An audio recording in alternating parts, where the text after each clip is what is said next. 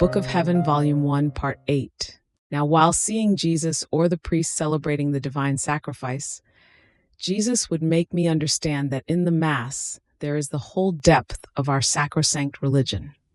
Yes, the Mass tells us everything and speaks to us about everything. The Mass reminds us of our redemption. It speaks to us step by step of the pains that Jesus suffered for us. It also manifests to us his immense love, for he was not content with dying on the cross, but he wanted to continue his state of victim in the most holy Eucharist. The Mass also tells us that our bodies, decayed, reduced to ashes by death, will rise again on the day of the judgment, together with Christ, to immortal and glorious life. Jesus made me comprehend that the most consoling thing for a Christian and the highest and most sublime mysteries of our holy religion are Jesus in the sacrament and the resurrection of our bodies to glory. These are profound mysteries, which we will comprehend only beyond the stars. But Jesus in the sacrament makes us almost touch them with our own hands in different ways. First, his resurrection. Second, his state of annihilation under those species, though it is certain that Jesus is there present, alive, and real. Then, once those species are consumed, his real presence no longer exists. And as the species are consecrated again, he comes again to assume his sacramental state. So, Jesus in the sacrament reminds us of the resurrection of our bodies to glory, just as Jesus, when his sacramental state ceases, resides in the womb of God, his Father, the same for us. When our lives cease, our souls go to make their dwelling in heaven, in the womb of God, while our bodies are consumed. So it can be said that they will no longer exist. But then, with a prodigy of the omnipotence of God, our bodies will acquire new life and, uniting with the soul, will go together to enjoy the eternal beatitude. Can there be anything more consoling for a human heart than the fact that not only the soul, but also the body will delight in the eternal contentments? It seems to me that on that day it will happen as when the sky is starry and the sun comes out.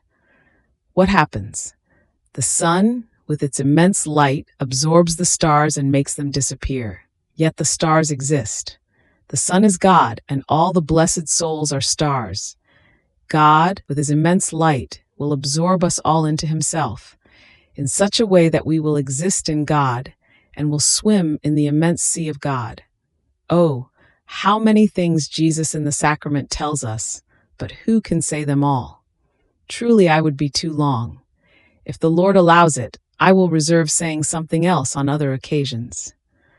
Now, in these exits that the Lord would make me do, sometimes he renewed to me the promise of the marriage already mentioned. Who can say the ardent yearnings that the Lord infused in me for this mystical marriage to take place? Many times I would solicit him, saying to him, "Most sweet spouse, hurry, no longer delay my intimate union with you. Oh, please, let us bind each other with stronger bonds of love in such a way that no one may ever again be able to separate us, even for simple instants."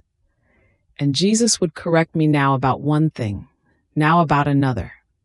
I remember that one day he said to me, "Everything that is of the earth, everything you must remove, not only from your heart, but also from your body. You cannot understand how harmful and how great a hindrance to my love are the slightest earthly shadows." Immediately I said to him, "If I have something else that must be removed, tell me, for I am ready to do it." But as I was saying this, I myself realized that I had a gold ring on my finger, portraying the image of the crucifix. Immediately I said to him, "Holy spouse, do you want me to take it off?" And he told me, "Since I myself am going to give you a more precious, more beautiful ring, on which my image vividly will be impressed, and every time you will look at it, your heart will receive new arrows of love. So, this one is not necessary." And I promptly took it off. The longed-for day finally arrived, after not a little suffering. I remember that it was almost 1 year that I had been continuously in bed. It was the day of the purity of Mary Most Holy. On the night before that day, my lover Jesus made himself seen all festive. He drew near me, took my heart in his hands, and he looked at it over and over again. He dusted it, and then he gave it back to me again. Then he took a garment of immense beauty. It seemed to me that its background was a layer of gold streaked with various colors, and he clothed me with that garment. Then he took 2 gems as if they were earrings, and he bejeweled my ears. Then he adorned my neck and my arms, and surrounded my forehead with a crown of immense value, all enriched with precious stones and gems, all refulgent with light. And it seemed to me that those lights were as many voices that resounded among themselves, speaking in clear notes of the beauty, power, fortitude, and of all the other virtues of my spouse Jesus. Who can say what I comprehended, and in what sea of consolation my soul was swimming? It is impossible to say it. Now, while Jesus was crowning my forehead, he told me, "Most sweet spouse, I place this crown upon you, so that nothing may be missing in order to make you worthy of being my spouse. But then, after our wedding is done, I will take it with me to heaven, to keep it for you at the moment of your death." Finally, he took a veil and covered me completely with it, from head to foot, and he left me in that way. Ah, it seemed to me that in that veil there was a great meaning, because the demons, in seeing me all covered with that veil, were so frightened and had such fear of me that they fled, terrified. The very angels were around me with such veneration that I myself was confounded and all full of blushing. On the morning of the aforementioned day, Jesus made himself seen again, all affable, sweet, and majestic, together with his most holy mother and Saint Catherine. First, a hymn was sung by the angels. While Saint Catherine assisted me, Mama took my hand, and Jesus put the ring on my finger. Then we embraced, and he kissed me, and so did Mama also. Then we had a conversation, all of love. Jesus told me of the great love he had for me, and I also told him of the love I had for him. The Most Holy Virgin made me comprehend the great grace I had received and the correspondence with which I was to correspond to the love of Jesus. My spouse Jesus gave me new rules in order to live more perfectly, but since it has been a long time, I don't remember them so well. Therefore, I will skip them. And so it ended for that day. Who can say the finesses of love that Jesus made to my soul? They were such and so many that it is impossible to describe them, but I will try to say the little I remember.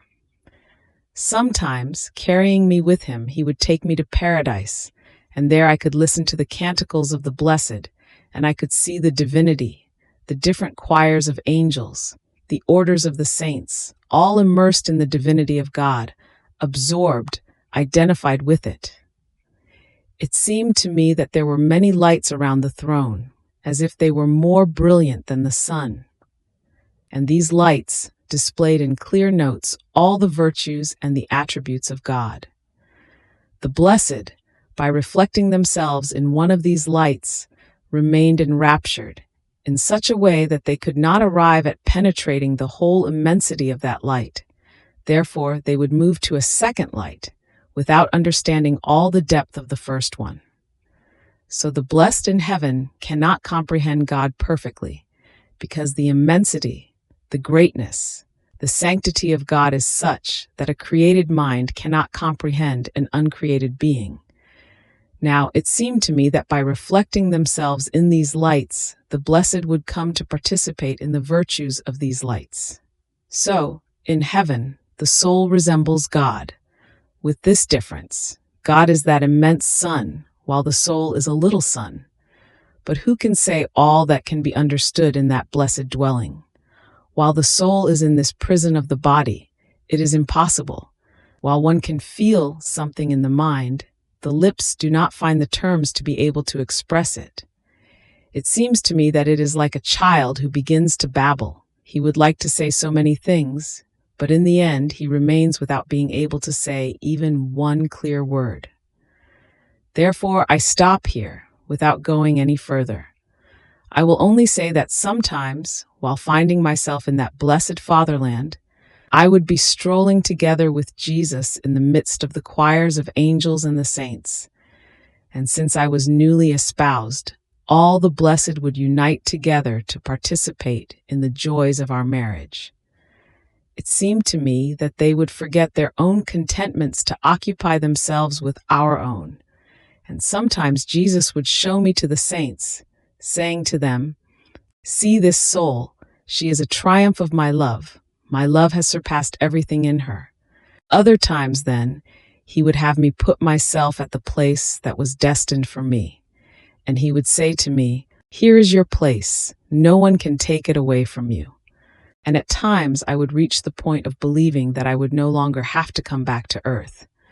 But in one simple instant, I would find myself locked up in the wall of this body. Who can say how so very bitter this returning would be for me? It seemed to me that in going from the things of heaven to the things of this earth, everything was rotten, insipid, bothering. The things that so much delighted others were bitter for me. The people most dear, most distinguished, such that others would do who knows what, in order to be with them, were indifferent to me and also bothering. Only by looking at them as images of God did I seem to be able to bear them. But my soul had lost any satisfaction. Nothing would bring to it the slightest shadow of contentment, and the pain I felt was such that I would do nothing but cry and lament to my beloved Jesus. Ah, my heart lived restless amid continuous yearnings and desires. I felt it more in heaven than on earth.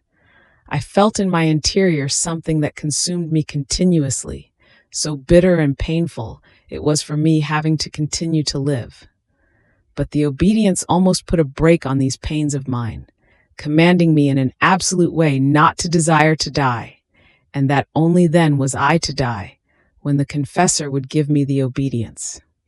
So, in order to do the holy obedience, I would do as much as I could so as not to think about it, since in my interior there was a continuous ejaculation of desires of wanting to go. So for the most part, my heart calmed down, but not completely. I confess the truth. I was very deficient in this, but what could I do? I could not restrain myself. For me, it was a true martyrdom. My benign Jesus would say to me, "Calm yourself. What is it that makes you desire heaven so much?" I would say to him, "It is that I want to be always united with you. My soul can no longer bear being separated from you, not just for one day, but even for a moment. Therefore, I want to come at any cost." Well then, he would say to me, "If it is because of me, I want to make you content. I will come and stay with you." Then I would say to him, "But then you leave me, and I lose sight of you, while in heaven it is not so. There, I can never lose sight of you." Sometimes Jesus also wanted to joke, and this is how. While I would be amid these yearnings, he would come, all in a hurry, and would say to me, "Do you want to come?" And I would say to him, "Where?" And he, "To heaven." "You really mean that?" And he, "But hurry, come, do not delay." And I will then, "Let's go." "But I fear you want to make fun of me." And Jesus, No, I really want to take you with me."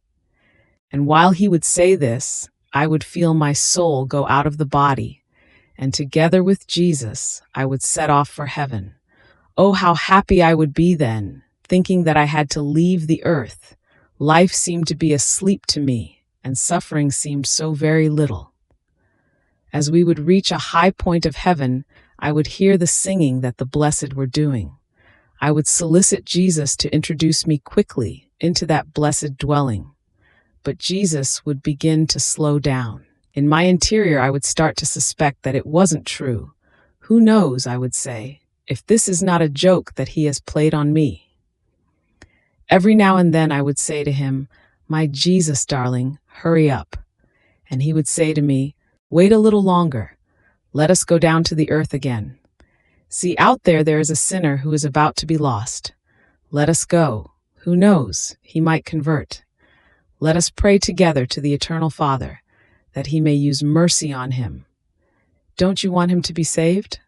Are you not ready to suffer any pain for the salvation of one soul alone?" And I, yes, anything you want me to suffer, I am ready, as long as you save him. So we would go to that sinner. We would try to convince him. We would place before his mind the most powerful reasons to make him surrender, but in vain. Then, all afflicted, Jesus would say to me, "My spouse, go back into your body once again. Take upon yourself the pains destined to him. In this way, appeased, divine justice will be able to use mercy on him. You have seen it. Words have not stirred him, and not even reasons.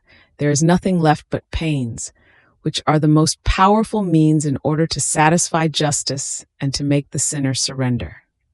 So he would bring me once again to my body. Who can say the sufferings that would come to me? Only the Lord knows, who has been the witness of it. After a few days, then, he would make me see that soul, converted and saved. Oh, how happy was Jesus, and I as well. Who can say how many times Jesus played these jokes? When we would reach the point of entering, and sometimes even after having entered, he would now say that he had not let me have the obedience from the confessor, and therefore I should go back to the earth. I would say to him, as long as I was with the confessor, I was obliged to obey him. But now that I am with you, I am supposed to obey you, because you are the first of all. And Jesus would say to me, No, I want you to obey the confessor. So, not to make it too long, now with one pretext, now with another, he would make me go back to the earth. Those jokes were very painful for me. It is enough to say that I rendered myself impertinent, so much so that in order to chastise my impertinences, the Lord no longer allowed these jokes so often.